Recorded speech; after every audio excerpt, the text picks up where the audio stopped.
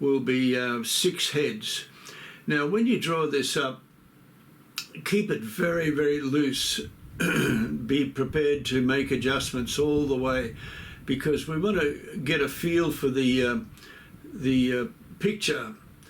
Now I'm going to do him slightly younger than the pose that you saw, because that pose is really an adult male.